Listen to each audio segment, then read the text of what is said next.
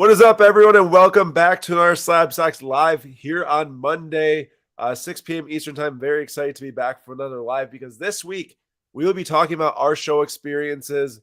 Nate's from Burbank. Very cool. You got to go to the Burbank Card Show, and myself from the Milwaukee Card Show. As you can see there, it says Burbank Card Show Learnings, and then you see the Pfizer form in the background, so it doesn't really make a whole lot of sense except for the fact that we will be talking about both shows here on the live stream. Looks like Gabriel and Tech were here well in advance. What do you say? Such a sick background. I know. Can you believe that was our booth? You see our wooden cases right there in front of the Pfizer Forum? How crazy is that? Nate, I don't know if you saw this post where I posted the picture of Julian and I, but there's like 6 comments that was like, why does Aaron look like he's a cardboard cutout? You look 100% fake. I don't know. It's because the sun hitting your face makes it look like, and your arm. Yeah. And you have there's like no depth past your shoulder, so it's very strange. The sun was coming through the ceiling because it's a glass ceiling, so it just like made it so that it was like super shiny around me. I'm pretty sure sun was right on me, but behind it was dark because there was like different things blocking it. Yeah, it makes it look very odd. I agree, but no, I was actually there. It did actually happen, and it was a great time. So we'll talk about that today. Before getting into the episode, I just want to give a shout out to everyone that submitted for our 215 SGC submission. So it goes out in 2 days. It gets mailed on the 15th. I guess if you were to put an order through right now and you're on the West Coast and you overnight the package to get it to us by tomorrow, you can still order for it. But other than that, it's pretty much closed at this point. The next submission will be the 28th of February. So there's no 30 days in February. It's going to be the 28th that ships out.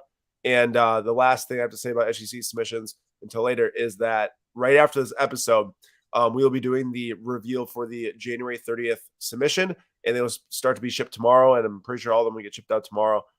So join me today at 5:50 p.m. Central Time if you want to. This will be a 45-minute episode today. What's up, 219 Breaks? And what's up, Alexandre? Thank you for being here.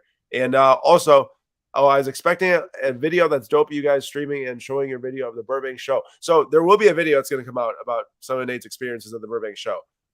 We're just going to talk about it a little bit more like the takeaway section of it than like, hey, here's what I did. So I guess multiple content formats for you if you like shows and hearing about them. And now for our first segment today, we'll be doing a buy it or sell it segment on each of the different sports that we cover and talk about here at SlabStox. So first up, we have got football. I would love to hear people's takes on all these different buy it or sell it, by the way.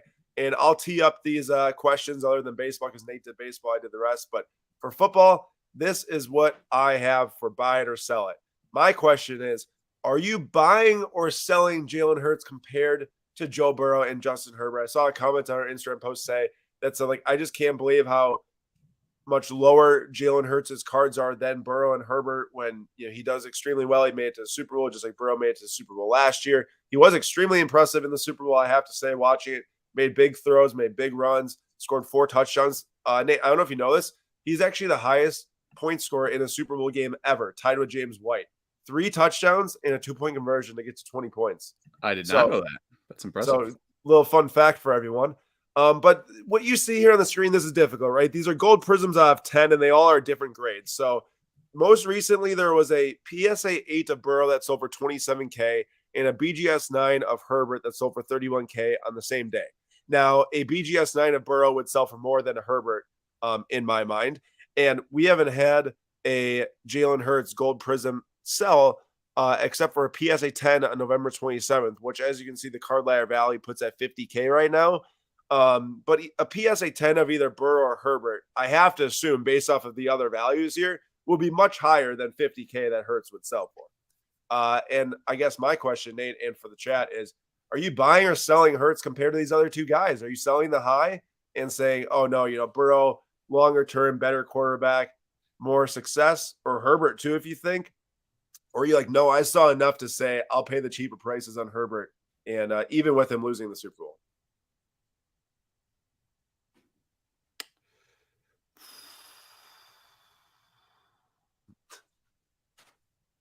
I'm trying to, don't get me wrong here, I'm trying to figure out what your question was in my head by running back everything, and I just can't figure it out. Okay, so basically right now, I think a silver PSA 10 of all these guys basically is ranked like Burrow, Herbert, that Hurts.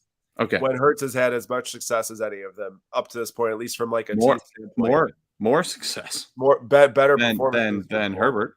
Yeah, well, more than Herbert, but let's say like on a similar playing field as Hurt or Burrow right now, from Correct. success standpoint, I guess.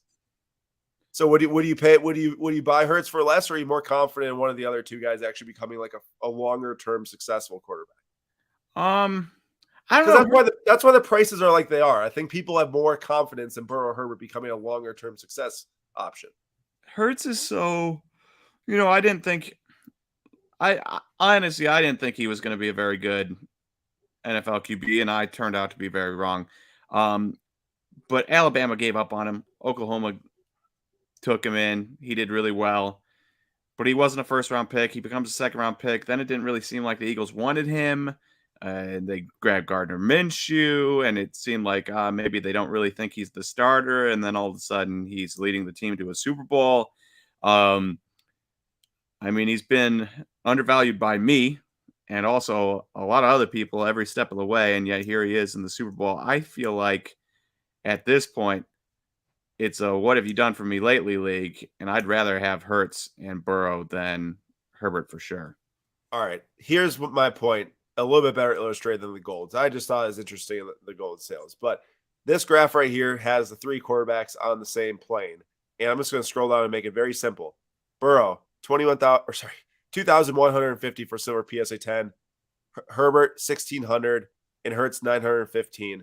Now there are a few more Hurts than Herberts, so maybe a little bit more value comes out of the Herbert being a little bit lower population, so less money spread out. But you can pretty much see the fact that people just aren't putting him in that class, even with making the Super Bowl, even with being top 2 in MVP, even with having a massive Super Bowl performance. So I guess in reality, I'm like, does his cards actually fall this offseason? If they fall, they're just going to fall further down the ladder compared to these other two players, which I think is just interesting to think about. And I'm no football card collector or buyer, so I'm not going to obviously like recommend you what to do. It's just something to watch, I think. Very interesting. And Dave's Cards 32, thanks for being here. So I'd take Hurts over Herbert. Herbert's division is tougher with Denver getting better coaching and Mahomes being Mahomes. Plus the Raiders probably draft a QB and come up in 3 years. And he also says Chargers are going to lose key guys due to the cap. NFC East is good, but not to the level of the AFC West. So real quick, can't you also make that same argument for the Eagles though? That they'll have to pay Hurts eventually. Hurts was on like $1 million salary and it's going to need to get paid. And they spent a ton of money on short-term contracts in these last couple of years to try to get to this point. I feel like you could make the same argument that the Eagles are in just as much trouble as the Chargers. And Matthew says, doesn't Hurts have a better receiving core and offensive line than Herbert? I would say, well, the Chargers had nice weapons. The Eagles definitely had better weapons. 2 really good running backs, a really good tight end, at least 2 really good receivers. Either way, I mean, it still is almost half the value of Herbert. Like, it's not very close right now. So to me, I don't really know. I think it's an interesting question for everyone to think about. I think, based on what I saw in the Super Bowl, he can definitely play in the big games. No doubt about it. So I would like to see what he does from here. Obviously, I think the thing is that, like Dave brought up and Nate brought up, it gets tougher as you get better and your teams have to spend more money on you, which is why Mahomes is so impressive too, that he won right now with a team that's clearly inferior talent wise to what it was when he won his last one. So just very impressive to say the least. Yeah. Dave says difference is Eagles have depth in spots where they can let guys go and have in-house replacements like the D line. That's fair. That's a fair point, Dave. Nice point. But hi, Oscar. But again, I point out that they were just runners up in the Super Bowl. And obviously they could have won it. But when you are detracting from your team and not adding, even if it's spots where you have depth, that is an issue. They drafted really well when they drafted Nelson Aguilar and also that other receiver. I can't remember what his name was. The kid they sent to the he's from USC, I think. Vikings. Oh, Jalen Reagor or whatever. Jalen Reagor. But there's also another receiver I was thinking about too. I think they've really missed other receivers other than Devonta Smith. And I mean, true that there's more positions, obviously, in the NFL than just wide receiver. Just giving you a hard time. Baseball. So Nate, kind of similar vein here. What are we looking at? Well, I just found this to be a absurd scenario here. So these were all within the last 2 days, February 12th, February 11th, February 11th. And you've got, one's I don't know the subgrades on here by any means, but plus or minus 3%. BGS 9.5 refractor of Vlad Guerrero Jr. 2300. BGS 9.5 refractor auto of Ronald Acuna 2000. BGS 9.5 refractor of Bobby Witt Jr. $3,000. All three of those cards, all three of them have a 9 subgrade, so it's irrelevant, by the way. Yeah. Let me lead you through a little bit of stats here, okay? Ronald Acuna for his career, 17.6 wins above replacement. Vlad Guerrero Jr., 13.4. Bobby Witt Jr., 0.8. Bobby Witt Jr. in his age 22 season, 0.8 wins above replacement. In Ronald Acuna's age 22 season, he was worth 2.3 and in only 46 games. Actually 46 games because of 2020. In Vlad Guerrero Jr.'s age 2022 season, he had 1,002 OPS, 48 home runs. In Bobby Witt Jr.'s age 22 season, he had a 722 OPS and a 102 OPS plus. Now I get that one is a first baseman, one is an outfielder, and Bobby Witt is a shortstop. But come on. Come on. It doesn't make sense. Like we're talking about either saving $700 and grabbing Vlad, saving $1,000 and grabbing Ronald Acuna. Both of these guys have yet to have. Ronald Acuna's worst year from WAR was 2.3 in the 46 games, and then last year at 2.8. Vlad Guerrero Jr.'s worst year by WAR was 0.6 in 60 games in 2020. In the COVID shortened year. What are we doing? So I want to know, what would you choose? Would you choose it was not there. Oh, well, I get what you're saying. Not in the minor leagues, in a minor league stadium because they didn't play home games. Yes, but that doesn't detract from the value of Vlad Guerrero Jr., Ronald Acuna Jr., significantly better both careers and in age 2020 seasons, or in their age 2022 seasons, and yet Bobby Witt Jr. somehow $1,000 more than Acuna, $700 more than Vlad. Make it make sense to me, Aaron. I think what's funny is someone listening on podcasts right now will have listened to you have an exchange with Dave without saying any of his comments, so they probably think that like I was muted or something. Oh, Dave said, wasn't Vlad's 22-year-old season in a minor league stadium? And yes, because of the COVID issues in Canada. Dave absolutely rattled Nate with that comment. But no, I see what you're saying. I'm no stat expert, obviously, but to me, just based on the values and based off of like where kind of their peaks of the markets were, and like potential to be like superstar, I almost feel like Ronald Acuna at the cheapest price on the screen is the best option. I know that Vlad's an absolute stud, but I still feel like the not really playing in the best position on the field will mess with it a little bit as he ages. You know, like as we see what happens to Freddie Freeman, Paul Goldschmidt, all these other guys who are obviously a lot older. They're a lot older, but the point is that as their careers go on, it kind of keeps on detracting some value. So I'd rather have Acuna, I think, have any of these players. Me too. And the $1,000. Yeah, and the $1,000. Now there is real concern about injuries with Acuna. Yeah. So yeah, he's had some injuries. Let us know in the comments if you have any thoughts on the baseball outside of Dave, because he obviously we're going to trying to mess him up. Just kidding, Dave. But yeah, interesting comparison there for baseball. Thanks, Nate. On to basketball. Excuse me. So we've got the Kevin Durant refractor rookie off 1499 PSA 9 here from 2007. Of course, the biggest trade piece of the entire trade deadline, moving from the Nets to the Suns. Suns now are kind of in the realm of what the Nets were.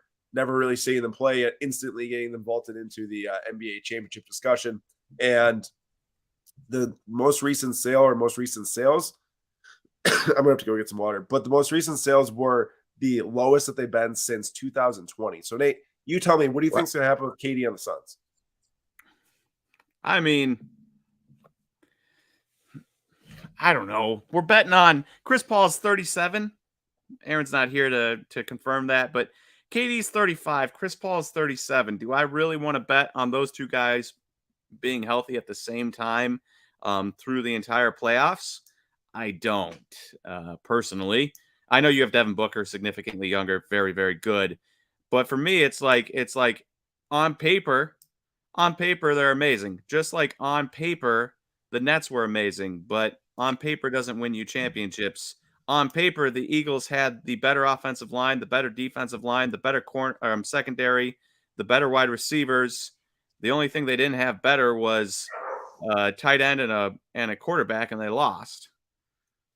And so for me, I gotta see what happens before I would even try to make a prediction, because on paper they look good, but we've seen that fail so many times. And with Doncic, the ones that are D-Nick, the one I say Doncic because it looks like it, but Suns have almost no defense. KD getting injured a lot lately, and yeah, KD has missed some time. To me, it's like I know that these like talents put together look exciting, but like if you have no depth and no defense, it's not going to be easy to win in the playoffs. And I wouldn't even be shocked if they don't make it out of the West. I think, not even talking about winning at finals, but making it out of the West. I think that like the Nuggets lineup right now is absolutely cooking with Murray healthy. I know that they like Jokic has missed some games and they're like 5-5 over their last 10, but they definitely have one of the best rosters in the NBA. To me, Why? Why? Christian Braun. All right, moving on. Nate with his Jayhawks pumping in here. But yeah, I gotta see what happens here. I think a lot of people, there's been a lot of talk still. Why are KD's cards so cheap? He's so good. I agree. Kevin Durant is a beast when he's playing. Like I said, I think one of the best scorers of all time. But fan base matters so much with cards. People spend money on your cards to have them. And when there's no last person to have them because you don't have a fan base, the cards drop in value when people just keep on trading hands. Like you can see how many times this card is sold in the last year even. There's so many dots on that line going back to the last year and a half. So that's what I'm thinking. Yeah, Max, don't hate on the PSG where I got for super, super cheap at the Pele store in Florida. But also, I mean, Messi's on PSG, so I have to support them. Yeah. And Dave is correct. He said, don't teams only play 7 to 8 man rotations in the playoffs? They do. Depth isn't as important once you get to the playoffs. Yeah, he's right. But also, like, you need, 7 to 8 matters a lot, not 4. Yeah. And Dave is right as well. Being likable matters too. I don't know how many people like Durant anymore compared to 24 months ago. I'd even say compared to like 4 or 5 years ago. Oh, look at Nate coming around on KD. I kind of appreciate Kevin Durant's online presence. It's absurd, but it's like almost somewhat refreshing. From most athletes are buttoned up and like are always trying to protect their image, and Kevin Durant's just like, I do not care. I will come after you if I have to on Twitter. So I kind of like appreciate it. I don't like necessarily support it. Like I don't, you wouldn't be doing it. Yeah, no point in being rude to people online or in person, but at least it's somewhat refreshing. Something different. Yeah. All right. Well, for me, if it comes down to buy it or sell it, I think I'd sell it, man. I think I'd sell it. Those values pre-2020, they weren't up to what it is right now. It's still 151% gain since 2019. I'd probably sell it. I think this card could get back to 2019 value pretty easily if the Suns don't do well. So that's what I'd say. All right. We got to go a little bit quicker through these last few. So soccer, buy it or sell it. We got Erling Haaland here. This is the on-card auto 44 PSA 8 from Topps Chrome BVB. This sale is notable on September 11th, 2022, because we bought this card. We bought this exact card. And the most recent sale of it is just a little bit lower than when we bought, which is not bad considering how some cards have trended over the last 4 months or 5 months. And this is a $3,200 sale on January 11th for a PSA 8. This one has a 10 autograph on it, but our auto is also a 10. Nate, the question is, and then we can have different answers here. I don't care. If we rewound the tape and went back to September 11th would you have rather have bought this car on September 11th for 3480 or sold it on September 11th for 3480, knowing that the value is about the same right now? So knowing that the value is about the same. I would have bought it. You want to know why? Why? Because we didn't buy it to sell it from September to January. We didn't buy it to sell it from September to next September. This was a long-term play for us, multiple years, hopefully. And with everything that Holland looked like in the beginning half of the season, if he does that 4 straight years, 5 straight years, 10 straight years, and he winds up as a 33-year-old going into the back half of his career, as talked about like Messi is, talked about Ronaldo is, this is not a $3,480 card. I'd have to agree with you. I like that breakdown. Now, we got 3. One of them, if you watch the video from the UK, I did trade it. I traded into multiple different cards. What? You knew that. We talked about it. Which one? The refractor, the BGS 7.5. Oh, yeah, we did talk about that. Yeah, okay, we talked about that. Yeah. We have, in my opinion, we still kept the 2 better ones from the long term, the Blackout 15.85 and then the PSA 8. Was willing to move into some more cards to have some more flexibility. But for these 2, I agree with Nate. Long term. Now, the thing is that the only worry with Holland is that he will end up being on multiple teams throughout his career and have less of a fan base, kind of like not Kevin Durant for like the reasons he did, but just because there's more fans spread out. But it could be a good thing because he might touch so many different leagues and people. It could create a bigger fan base. I don't know for sure, though, because I think he ends up in Real Madrid in the next 2 to 3 years. I mean, he's been on 3 teams. Yeah, but remember, he's Norwegian. He came from a small, not many people are like Messi, where they come up through the Barcelona academy and play in Barcelona like their whole career. Most people do at least move from something smaller to something bigger. It's just that he moved to something bigger in Man City, but I could see him moving to something even bigger with like Real Madrid at some point. I think a lot of people are confident about that within the next 3 years. So it also depends on what happens with Manchester City. Do they actually get sanctions? I don't know. Maybe he's on the move quicker than we think. He should just move to Arsenal, to be fair. Yeah, let's make a swap. I'll swap Lukaku for Holland. There you go. I would buy it as well. I'm confident still. All right, hockey. We're gonna go quick through this. This is David Pasternak. I would sell this, and I'm just gonna get right to it because you're looking at $810 on August 22nd, 2022 before the season. The most recent sale is $1,200 on the SP Authentic Future Watch PSA 10.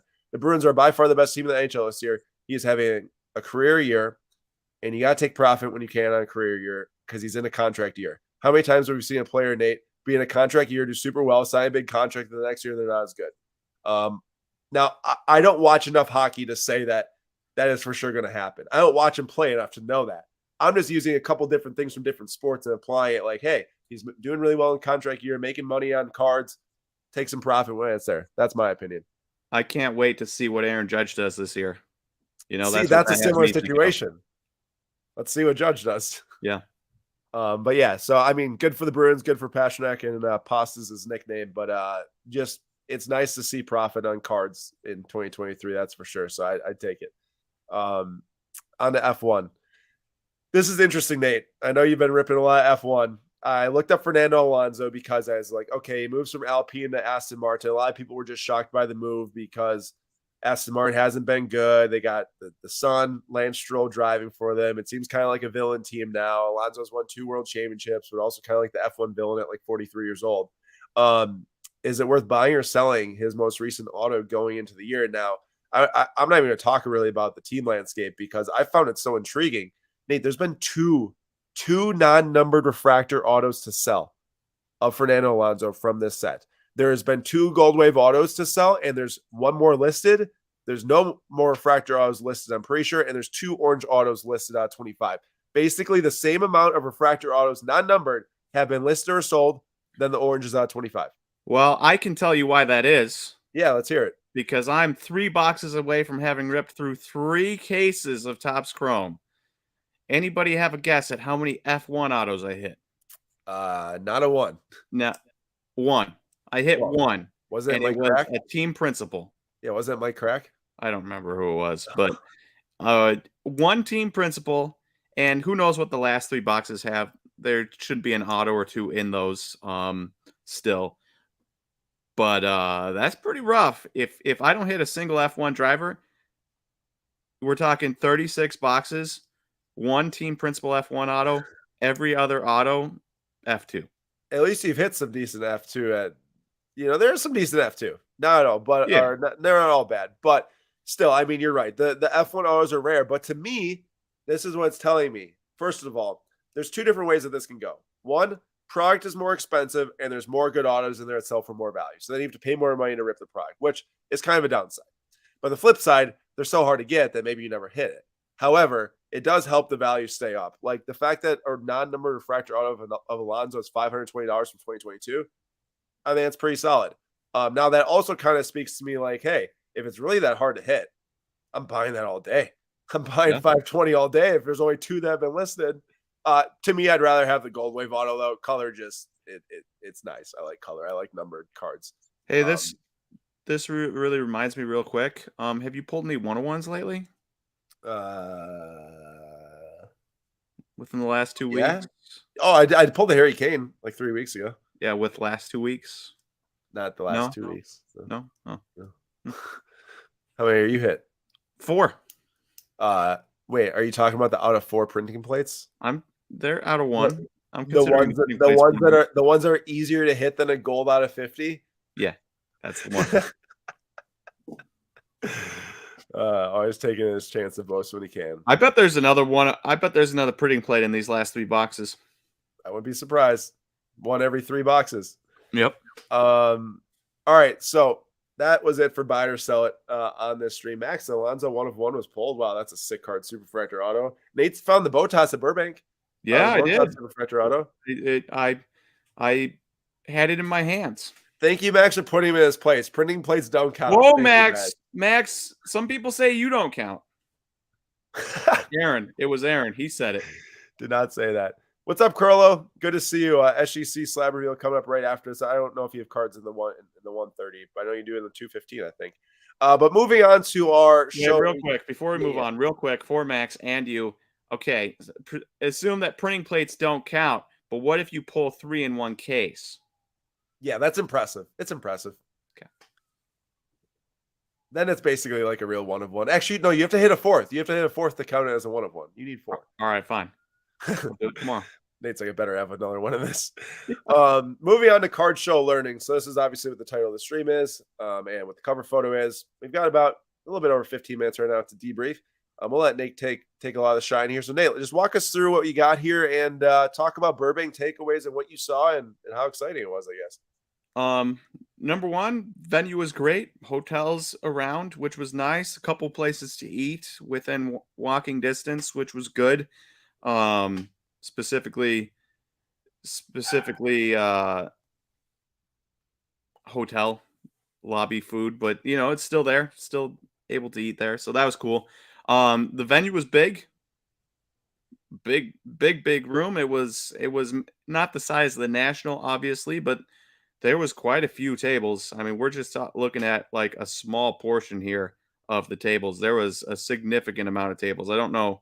I don't have the numbers, but I bet there's over 200. I would think. Each vendor had 2 to 3. 200 vendors? Yeah, I would think so. At least that's what it felt like. I don't quote me on that. And it was busy.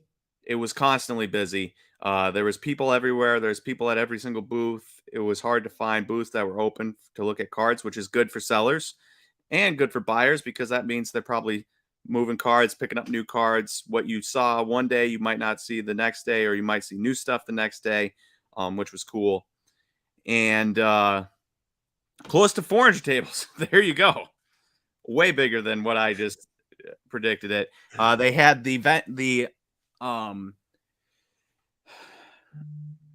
what word am I looking for? Corporate around the outside instead of in the direct middle. So, if you didn't want to have to deal with anything corporate, or if you did, you knew where to go. Number one, like I needed to drop some cards off at PWCC, knew where to go, outside wall, stuff like that. So that was cool instead of having them directly in the middle and then having to walk around that area if you don't need to use them like at the National.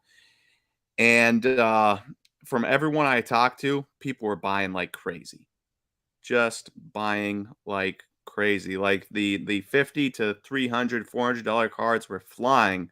1,000 plus. I heard from people that they weren't. It wasn't too crazy, but the expensive but not uber expensive cards were flying like hotcakes. And Jay Nice. says, there you go. Any vintage non-sport, approx percentage observed. So there was not a ton of vintage booths. You know how you go to the National and there's those vintage booths where it's just a ton of 1950s, 1960s cards. Yeah, it's easy to tell because they let them pick first as they've been there the longest, so they're all at the front of the show. So you have to walk through them right away. Yeah. There wasn't a lot of that. There was some vintage cards, but not a lot. There was some booths with just Pokemon. There was some booths, LA Card Guy, with just Star Wars, and I actually have some pictures of cards you can swipe through, Aaron, if you want. Yep, yep. There's premium football. You can see the black 101. There's premium soccer. There's premium F1 there. There was refractors. Yep. I gotta say that the Breda looks amazing. Looks great. Yes, it does. UFC booths. There was Star Wars. This wasn't even at LA Card Guy's booth. He had a whole like Star Wars booth. And then there's the card I bought. That is the size of like 4 cards on the right with Obi-Wan, Anakin, and Ahsoka auto. It's so cool. The autos are great, especially Ahsoka's. Like that's such a good auto on there. Ashley Eckstein, you know who she's married to? Or Eckstein? No. David Eckstein. He is a former baseball player. Oh, I was gonna say, I don't know. But all I know is that she signed both names, the real name and character name. Does that for every auto. And LA Card Guy David was like, that's actually really nice that it's a huge card, because most of the time she does that and then it just takes up the entire card. Yeah. That looks sweet. And so and there was hockey booths, whole hockey booths. There was whole soccer booths. Everything you could have wanted was at this show. That's good. And I only saw one wax booth. You know how usually you walk past a ton of wax booths and it's like, yeah. Yeah, because they got all the retailers normally, like all the DA and Blowout and yada yada. Yeah. So that's and then a couple random things. Frank Kaminsky for Aaron. Gold. Wasn't expecting to see that. Aaron passed it up. Wait, did you throw out a $50 offer or no? I didn't. I got distracted. He's like, "You want this?" I said, "If you can get it for 50." Didn't even give me a shot. And then this cool card. Have you ever seen this? This is a mini booklet. I was gonna say it looks mini to me. A mini booklet of unnumbered mini booklet dual auto of Ohtani and Pujols. Did that come of a normal top set or of a mini box? Because like imagine you're opening a mini box, like I probably got some random, minis in here. Then boom, Ohtani Pujols auto. That's sick. Yeah, I mean, just crazy. I've never seen anything like it. Had to take a picture. The guy didn't even really know what it was from. That's just crazy. Found it online and bought it. Who's and that? There's the LA Card Guy. There we go. He was. You had told me to take pictures with people, and I completely forgot until this moment. And then I took one picture, and so I figured I'd throw it in there. There we go. LA Card Guy, big Star Wars collector. Big John says LA Card Guy is an awesome Star Wars collector. So shout out to LA Card Guy for being at Burbank. There we go. Nate, overall, rate the experience 1 to 10. Overall, I'd say 8 out of 10. My maybe only qualms was that it could have used a bigger room, so there was just a little bit more space to get between. And the trade night was in just way too small of a. I went into trade night. I tried to look around. It was packed. I had a hard time even getting through the rows, and then I was like, I'm not dealing with this, and I left because it was so packed that there was rows you couldn't get down. I had to go like this, and then like all the way around the room, multiple different ways, just to be able to get out of the room like a maze. Yeah. Funny enough is that last time the thoughts was the show was way too packed. I wasn't there, neither was Nate, but I heard a lot like, hey, way too small a venue. They upped the venue a lot, obviously. Still a little too small, I gotta say. That's a good, like, it's obviously like nice, space is nice, but as a show, to know that it's a packed room, to know that people came out to see what's there, that's gotta be a good feeling, I gotta say. The center fielder said Burbank show was dope, and if anyone else was there, please let us know.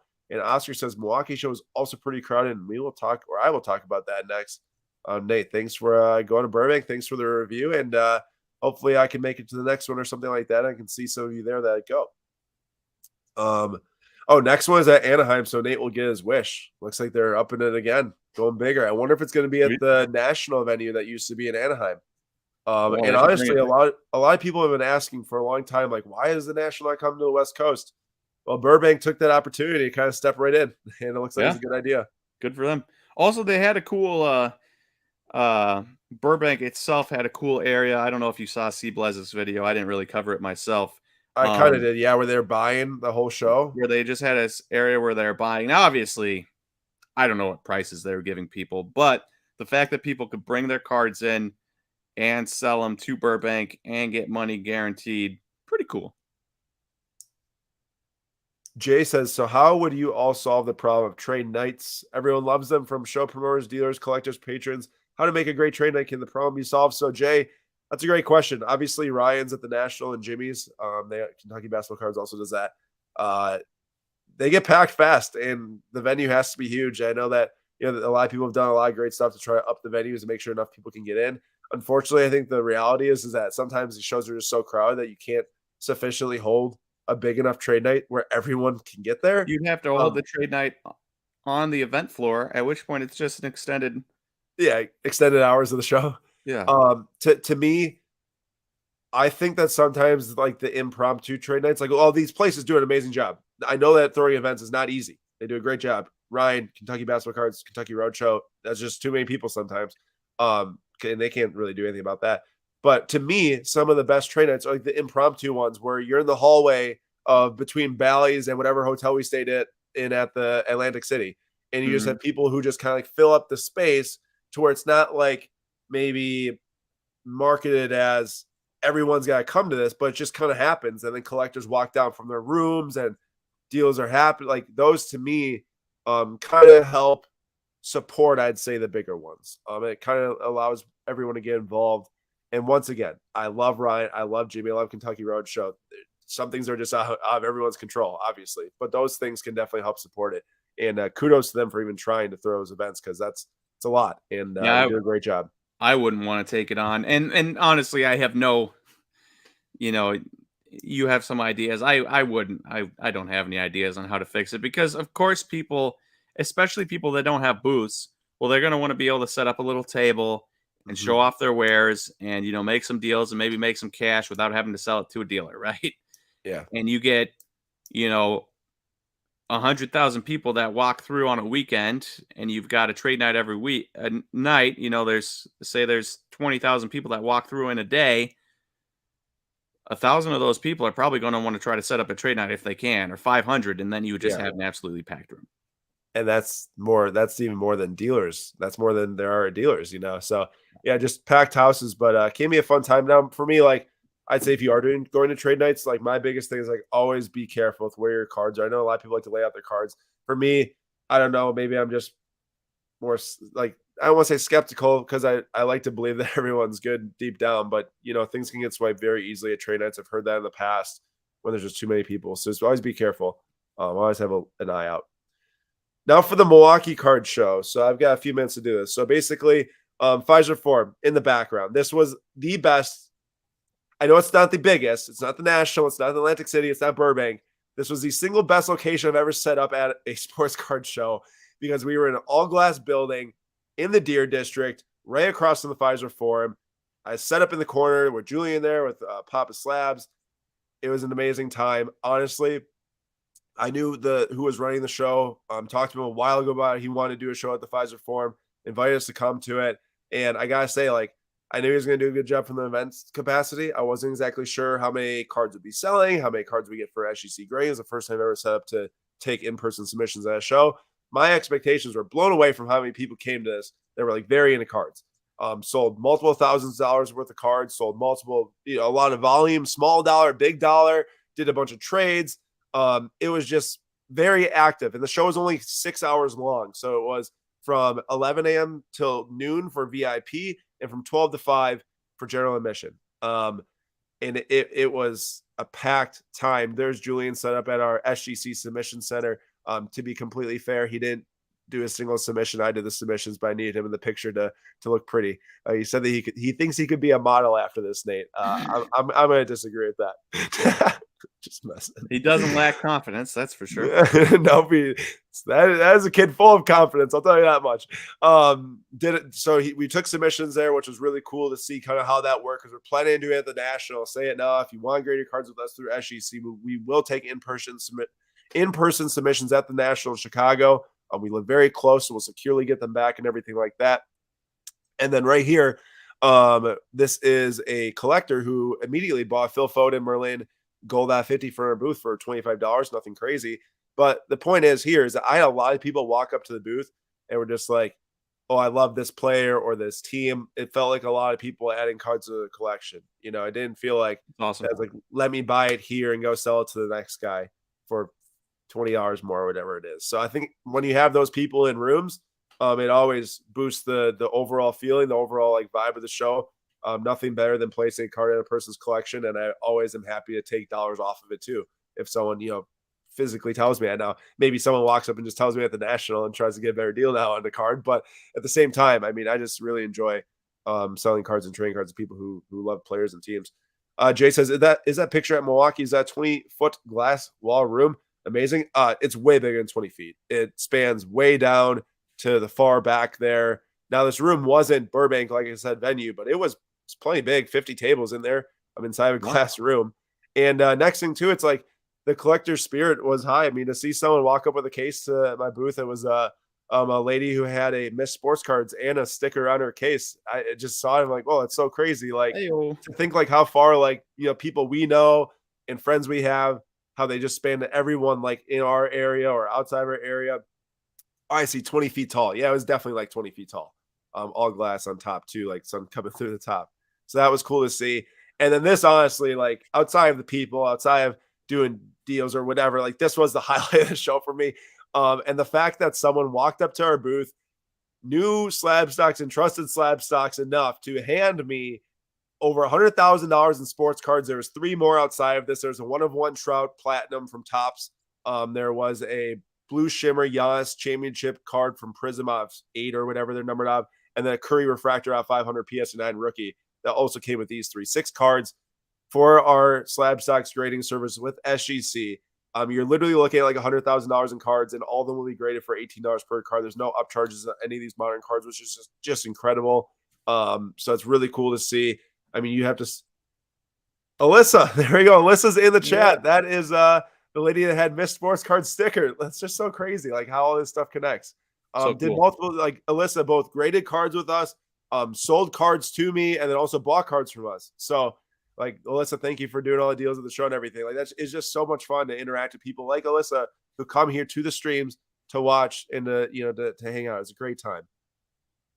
And Dave is very correct here. I mean, you said $100,000 worth of cards. Yeah. You grade those with PSA.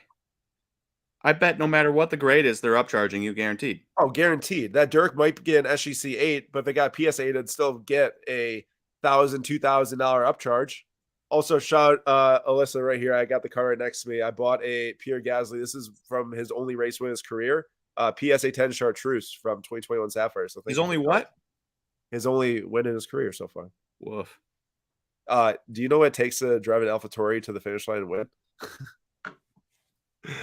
And yeah, Dave said you're looking at $5,000 or more in grading fees for those 3 cards elsewhere, depending on how that Soto does. So Soto PSA 10 sold for $25,000, Nate, the last sale, and they don't pop up. This is the lowest numbered Soto card you can get outside of the Superfractor. This is numbered out 25 from the update, but you can get the Superfractor, and that's the next lowest number. I'm pretty sure Red Dot 25 is the second lowest, which is crazy. So overall, I gotta give it like I said, like I'm not comparing this to the National. So let's say if a 10's the National, then this is probably like it was a 7 for an amazing local show. But comparing this to what the expectations were in a local show, like this was a 10. Like this was such a great time. Here's my question for you. Yeah. Don't compare it to the National. Compare it to local shows. How was it compared to the Root River Bowling Alley show? Oh, this thing was like a million times better. This was by far 10 out of 10. Compared to the Oak Creek show? I would say that the Oak Creek show just has more vendors there, but this was way better run, way more exciting in my mind. And also, I've never set up at Oak Creek, so I can't really speak to setting up there. But Oak Creek is a good show. Oak Creek's maybe an 8 out of 10. This would be like a 9 or 10 out of 10, in my opinion. How was it compared to that one show that's in that one church randomly in Milwaukee? Oh, Gonzaga show? Yeah. Yeah. Way better than that. This, and I heard someone else say too, who set up, this was the best show I've ever been to in Milwaukee. And it sounded like that maybe they set up at more shows. And to me, this was the best show I've ever been to in Milwaukee too. It's amazing. I gotta say, I'm sitting in California. It was nice. The weather was nice. I got to meet a lot of cool people. But the moment I saw that picture of you with Pfizer in the background, I was insanely jealous. Insanely jealous. It looks like I'm jealous of Nate pulling a superfractor box topper. He's jealous of me setting him for a Pfizer for him. Yeah, man, it was awesome. And I did hear that the next show, I don't know if I can link this, but I'm gonna say it anyways. American Family Field potentially doing a show in AmFam Field, setting up inside the concourse. So if you're a Milwaukee, Chicago, Madison, or even Twin Cities local, I would say it's probably worth the drive. If you want to come. So if that happens, Nate, maybe we got to look at the schedule and see if there's a baseball game we can kind of wrap into it. Yeah. I like that idea. No, it sounds pretty sweet. So the event runner, his name's Michael. He runs events in Milwaukee for more than just cards. It's what his background is. You could tell he runs events. And I gotta say, Nate, sometimes when there's like music at shows, it could get a little annoying. Dude, playing the best songs, like good 80s stuff, like just like really good music that like help the environment of the room versus like completely made it chaotic. I was talking to the guys at Young's Cards, a couple of brothers and their buddy, and very nice guys. And Ryan was complaining, one of the guys from the group was complaining about the tag music, that they were sitting super close and it was just the same music on loop all day long. Same. That drives me insane. And no words.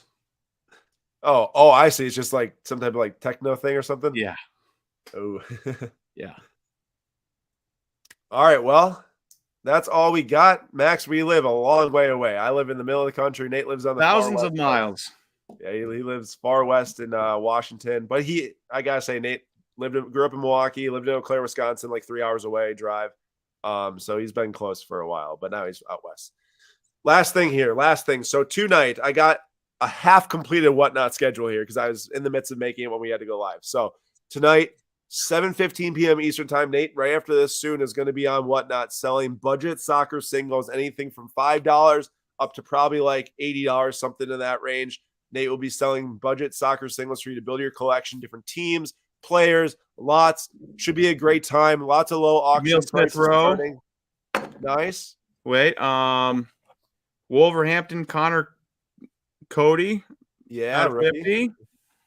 What else we got here? Newcastle, DeAndre Yedlin. Hey, he used to play for the men's national team. So lots of fun stuff. Yeah. You can definitely get cards for a nice deal. Go over and pop over to Whatnot with Nate. Patch there of, is that Ozil? It's Darmain. Mateo Darmain. So that's tonight. Tomorrow night, Nate will be doing a few Mason Mount. Good boy. Nice. Tomorrow night, Nate will be doing a few Topps Chrome F1 hobby boxes, the ones he said were from the case with the 3 printing plates. So three boxes left of that. And then Wednesday night's the big night for us this week. I will be doing like over 100 different singles, many different low end, medium end, high end soccer cards to celebrate the return of the Champions League as round of 16 is coming back this week. Tomorrow, PSG and Bayern play. Wednesday, Chelsea, Dortmund play, and then 2 other teams play on either day. So very excited for that. Streams on Thursday, Friday, Saturday this week as well. Check our account. Look up at SlabStox and whatnot as Nate is doing a nice little preview window shopping here as I speak. But that's all we got for this episode of SlabStox Live. I will be doing the Slab Reveals episode for the January 30th submission in 10 minutes at 6 p.m. Central Time. Appreciate everyone for watching. We'll see you all in the next live stream. See you guys.